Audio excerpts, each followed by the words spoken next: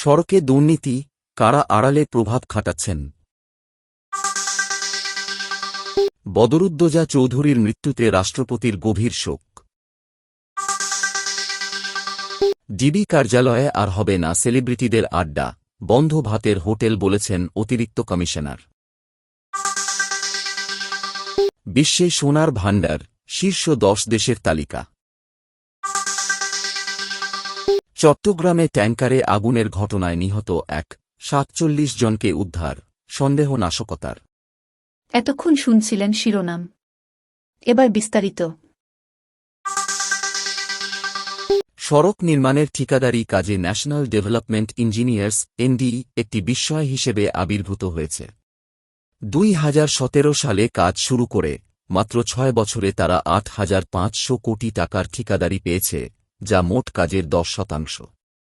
সড়ক পরিবহন ও সেতুমন্ত্রী ওবায়দুল কাদেরের মাধ্যমে প্রভাব বিস্তারের অভিযোগ রয়েছে। 2011-12 থেকে 2023-24 অর্থবছরের মধ্যে মোট 90% কাজ 15টি প্রতিষ্ঠান পেয়েছে।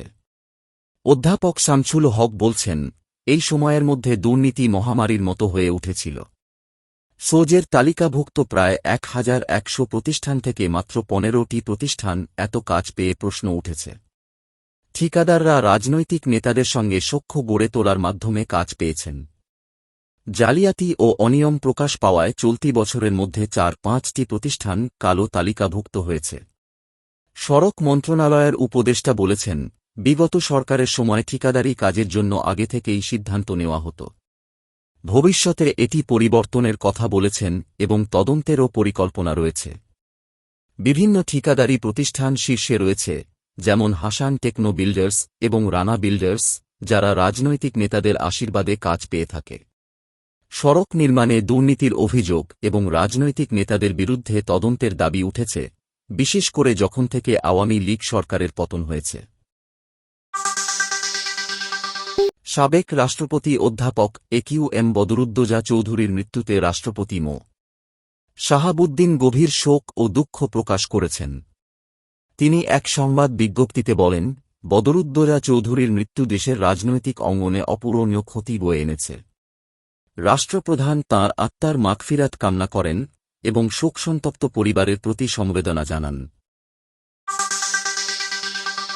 ঢাকা মহানগর গোয়েন্দা পুলিশের ডিবি অতিরিক্ত কমিশনার রেজাউল করিম মল্লিক জানান, ডিবি কার্যালয়ে আর কোনো আয়নাঘর বা ভাতের হোটেল থাকবে না।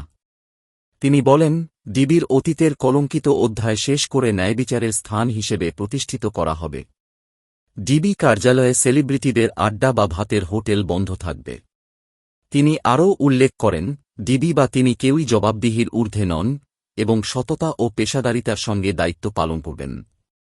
এছাড়াও দুর্গাপূজায় নিরাপত্তায় ডিবি সদস্যরা সাদা পোশাকে দায়িত্ব পালন করছেন। বিভিন্ন সংকটের মধ্যে নিরাপদ বিনিয়োগ হিসেবে সোনা স্বীকৃত। এই কারণে বিশ্ব বাজারে সোনার চাহিদা ও দাম বাড়ছে। সোনার মজুত একটি দেশের অর্থনৈতিক স্থিতিশীলতা নির্ধারণে গুরুত্বপূর্ণ ভূমিকা পালন করে এবং কেন্দ্রীয় ব্যাংকগুলো সোনায় আস্থা রাখে। লন্ডন ভিত্তিক ওয়ার্ল্ড গোল্ড কাউন্সিলের 2024 সালের দ্বিতীয় প্রান্তিকের তথ্য অনুযায়ী বিশ্বের সবচেয়ে বেশি সোনা যুক্তরাষ্ট্রে মজুত রয়েছে, যার পরিমাণ 8,133.46 টন।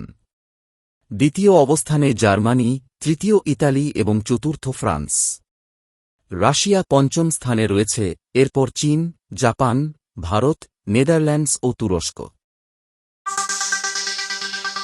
চট্টগ্রাম বন্দরের বহির্নোঙরে রাষ্ট্রায়ত্ত বিএসসির ট্যাঙ্কার এমটি বাংলার সৌরভ এ আগুন লেগে 59 বছর বয়সী সাদেক মিয়া নিহত হয়েছেন এবং 47 জন নাবিক, কর্মকর্তা ও কর্মচারীকে উদ্ধার করা হয়েছে। নিহতের বাড়ি নোয়াখালী। বিএসসির ব্যবস্থাপনা পরিচালক কমোডোর মাহমুদুল মালেক জানিয়েছেন, দুর্ঘটনার আগে ট্যাঙ্কারটির পাশ দিয়ে একটি নৌযান দ্রুত চলে যায়, এরপর 4টি জায়গায় স্ফুলিঙ্গ দেখা যায়। তাই অগ্নিকাণ্ডকে নাশকতা হিসেবে সন্দেহ করছেন তিনি। গত সোমবার একই বন্দরে বিএসসির অপর ট্যাঙ্কার এমটি বাংলার জ্যোতিতে আগুন লেগে 3 জন নিহত হয়েছিলেন। কমোডোর মালেক জানান, দুটি ট্যাঙ্কারেরই জ্বালানি তেল পরিবহন বন্ধ করা হয়েছিল।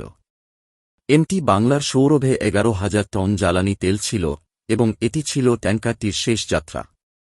আগুন লাগার পর নৌবাহিনী, কোস্টগার্ড ও বন্দরের টাগবোট দ্রুত আগুন নিয়ন্ত্রণে আনে এবং উদ্ধার কার্যক্রম শুরু করে।